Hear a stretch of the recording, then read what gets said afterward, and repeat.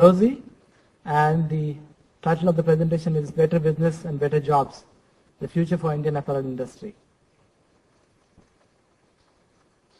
Our organization doesn't need much introduction, but briefly again, to say that the approach what we use is people-centric, and it brings in very simple but powerful messages which help people unleash their potential. That's what we work on. Impact Limited, we are very fortunate to be partnering with for the last 3 years, and is a very innovative organization which focuses on developing the human capital in the organization and brings in some very, very powerful messages which help both the sides of supply chain, the brands as well as the factories, improve, and as a result you have benefits coming in for workers, benefit coming in from the investors, factory owners, as well as very good tangible benefits coming in for the international brands. We have been working together with many leading brands and trying to get a better business environment and a pride in work for all stakeholders in supply chain. In that background, we would take forward the presentation of the day. If you look at the Indian apparel industry, as Chairman has talked about, these are challenging times. We know that the Indian textile and apparel industry has had a pride position, of course a long history, has got good numbers as far as its contribution to the economy. But now the question which comes again and again, has it become a thing of past? Or do we really see a good future in coming years? It's very, very important. We need to look at that. In that background, we'll be sharing our thoughts today and our experiences. If you look at the challenge of the industry, again, things are known to everybody, but quickly we should look at, we're looking at huge labor shortage. Most factories are running at 40% capacity, 50% capacity. The workers are not there. Of course, sometimes when the workers are not there, especially these months, the orders are not there. All right? Narega has distorted the labor market, and a lot is being talked about that. Service sector is attracting a lot of workforce. Many factories we're talking to in Chennai, and people say that our previous operator is now sitting in a mall. She's a security officer, or she's doing something else.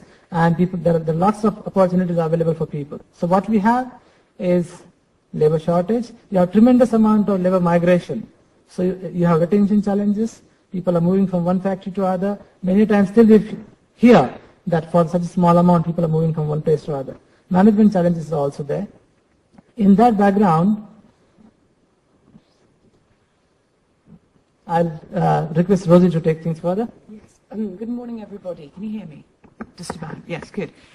We've been looking quite a lot at the workers' perspective on this, and as I'm sure you all know, minimum wages are going up very fast, 41% on average in India over the past 3 years.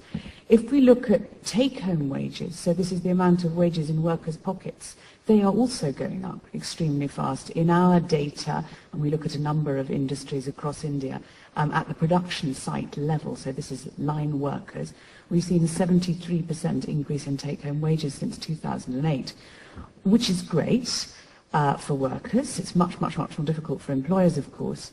But then we think, why are people still leaving if the money is coming in so nicely? But then if one looks at estimates of a living wage, so that is estimates of how much it now costs to live in India at that level, we see that's going up even faster. So this is a huge challenge for this industry and for all industries relying on production level workers. Now if we look also, and Rajesh, could you move it on? If we look overseas, very difficulty moving it on. It's not wanting to move. The next slide talks about the difference in wage costs between here and China, and it picks up on the previous presentation. In China, we have also seen minimum wages rising extremely fast, and by coincidence, the rate of inflation of minimum wages in China is actually the same as that in India. So they've gone up by 42-41% over the past 3 years. But we also see that the wages in China are still more than here. We were talking earlier about a 36-hour overtime and a roughly 44-hour week for China. But we're finding that the wages in India are still a little lower than China, but that competitive advantage, particularly in the north, particularly in UP, in Haryana, in Delhi itself, is being eroded. Now, unfortunately, the computer appears to have exploded, so we can't move forward. Can we have some technical support, please, from somebody? Because I can remember what's on the next slide, but not what is on the subsequent one. Go ahead. Yeah, thank you. The rapid increase in labour costs, the increase in other overhead costs. So we have been working together with Rajesh and RBC with 6 UK retailers, so that's with Arcadia, Tesco, Sainsbury's, Mothercare, Marks and Spencer's and New Look, on a project which aims to target 110 factories across India and Bangladesh to see whether it is possible to improve productivity, improve quality, reduce labour turnover, reduce absenteeism, whilst providing better jobs and supporting better businesses. We're now halfway through the first year of this project, which is funded by a fund, part funded by a fund called RAGS, which is sponsored by the UK Department for International Development. And what we hope to do is preview some of the very exciting results in the factories which have so far joined us. I think we need just to wait for the slides. You've got too many things open.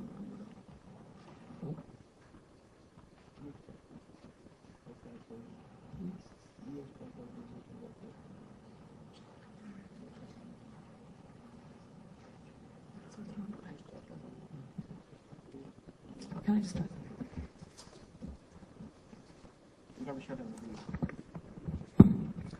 Okay, we'll try to still make the best use of the available time and will not pull it long. As Rosey said, that we're working very closely with UK retailers. It's a UK government supported program, and in the first year from the month of January we started working on this particular project. The project looks at improving the working conditions, the HR systems, productivity and quality together. And this is the approach what we have been taking for quite some time. About 3 years ago we presented our approach, and where we talked about productivity, quality and social responsibility together. The project is currently going on in 4 factories in Bangladesh and 6 factories in India, and it has got 3 streams of work. One is in the area of productivity and quality, the other is in the area of HR systems, and third is in the area of communication. How do you improve your communication with your workforce, and how do you bring in the trust? How do you ensure that your management policies are understood by your workforce, and you really work together for common goal as such? The results have been very, very exciting. We're just coming back from Bangladesh, and we've been working with the factories in India together, and hopefully if the system gets set, we should be able to show you the slides, but otherwise, regardless, we should be able to share with you the results in a verbal manner. And what does it say?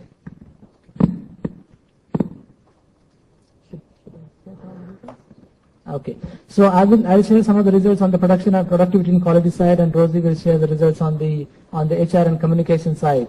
In an interesting case, a factory in Tirupur has been able to improve the productivity levels of their pilot line, have gone up from about 45% to cross 75-80%. And it took some time for factory to get on with the project, but once they have started and they got going, some tremendous amount of improvement has happened on that front. Apart from that, the quality levels, their cut-to-ship rejections were fairly high, and this factory has been able to get tremendous amount of benefits on reduction in the cut-to-ship rate as such, which has been again a tremendous amount of positive impact on their bottom line. We have another factory in in Dhaka. It's a sweater factory, and this factory has been able to improve their efficiency in knitting section by about 12 percentage points, which is again, knitting is a sort of large time taking process. They're already very, very good, but they've been able to really take it forward. A lot of workers, their grades have improved because they've been able to translate good worker skills and abilities to a sort of relatively lower grade worker, and their skill levels have gone up.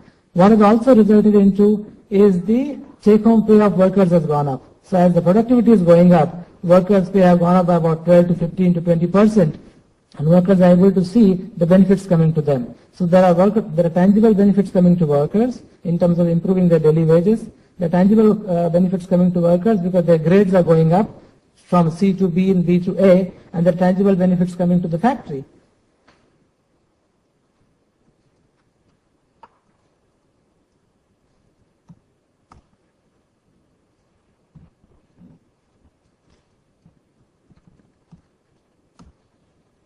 The tangible benefits coming to factory because their overhead recovery is much, much higher. I also wanted to share about this particular factory. When we went for the project starts with the 2-day assessment. So for 2 days, the production and the HR team sits with the factory, really understands where the factory is, how their working systems are, where are the opportunities and so on. And we found that day one, the factory was kind of reluctant. They did not really know what they're going to get out of this project as such. At the end of the day two, general manager of the factory has got about 25 years of experience, who always have been saying that I need to go for overtime, I need to go for overtime. Please give me permission. Is the person who came around and said that, sir, tomorrow onwards, 7 o'clock, the main switch of the factory is going to go up because I've realized that producing in overtime doesn't make sense. And from that day on, they have followed that in a religious way as such. And the factory has really benefited from that.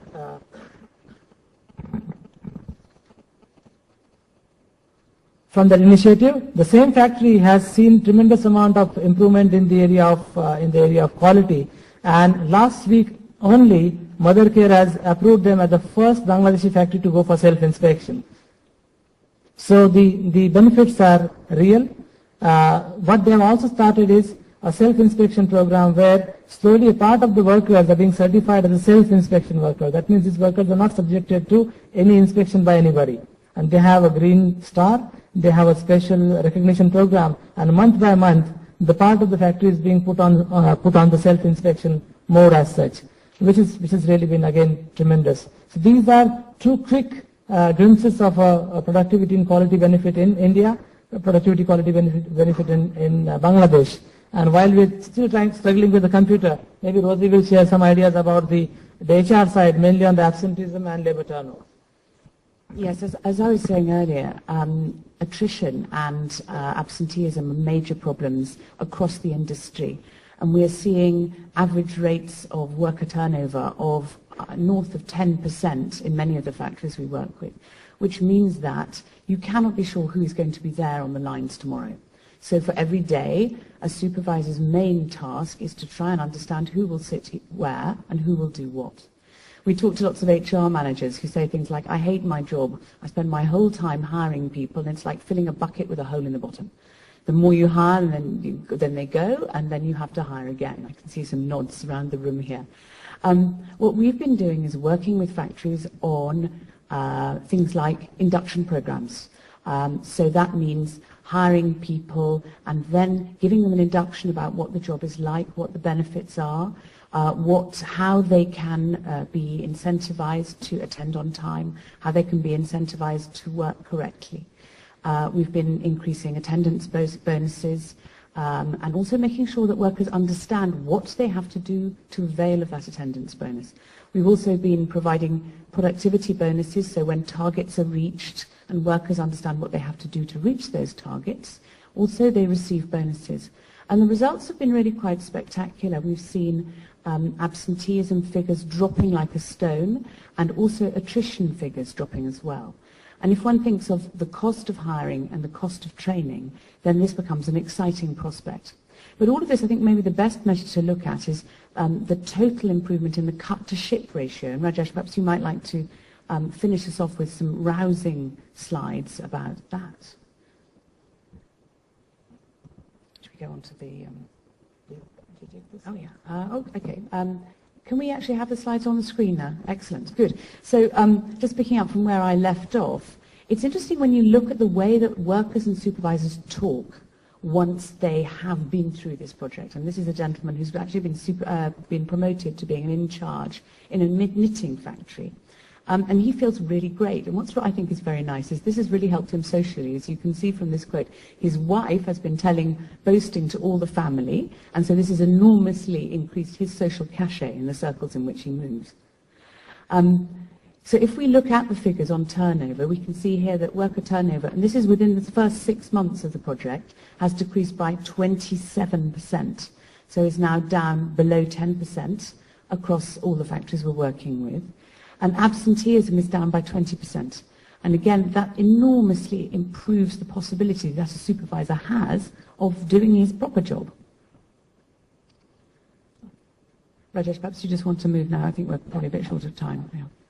And as Rosey said that, and on the quality side, first 5 factories out of the 10 factories have been able to experience sizable amount of reduction in their cut-to-ship rejection. Of course, each factory is different, each factory starting point is different, but average reduction has been 2.69%. Even you get 1% or 0.5%, it makes a huge amount of impact on the bottom line. And we are very happy to share that these 5 factories put together have clocked annualized saving of $2.16 million, only first 5 factories as such. Add another 5, the figure is likely to definitely go up. So basically these are real tangible results on bottom line. The principle what we believe in is create positive cash flow in the organization. You have money which you can share with workers, you have money which you can invest into business, maintain your bottom line, and of course you will have to share with your buyers, which you have to pay from your pocket. Now this internal revenue you can share with your buyers as such. So, as I said at the beginning, this is year 1 of a project which is partially funded by the UK government as well as by those 6 brands we spoke of. In year 2, the project is being increased to a further 100 factories, 70 of which will be located in India. In the second part of the project, it's a training-based approach. So we're talking about 35 training man days per factory, aimed at the owner level, but also at HR managers and IE and production managers. And this is an opportunity really to avail of the learnings which are coming out of the first year and implement them in your own factories, plus improve the capability of your important middle and senior management. It will be run in various locations in India, certainly in Delhi, Bangalore and Tirupur. And it'll be a mixture of classroom training, real testimony from real people and real factories who've participated in the first year, and also telephone support. We're starting to select factories for this in January. So if anybody is interested in learning more, please come and talk to Rajesh or myself. We're holding launches at the beginning of December, and we'll be inviting applications at that point. And I hope very much that some of you in the audience will be seeing more of next year. Thank you very much.